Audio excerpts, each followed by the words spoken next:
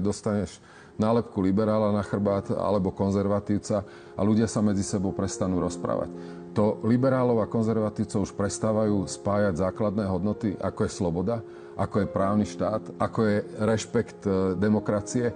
Veď toto nie je možné, aby rozdeľovalo do nekonečna spoločnosť. Aby sme do nekonečna ľudí vyháňali na barikády a utekalo nám to základné, o čo na Slovensku ide. Jednotlivým skupinám ide o nejaké priority. Kresťanom, konzervatívcom, liberálom, progresívcom. Každému ide o legitímne priority.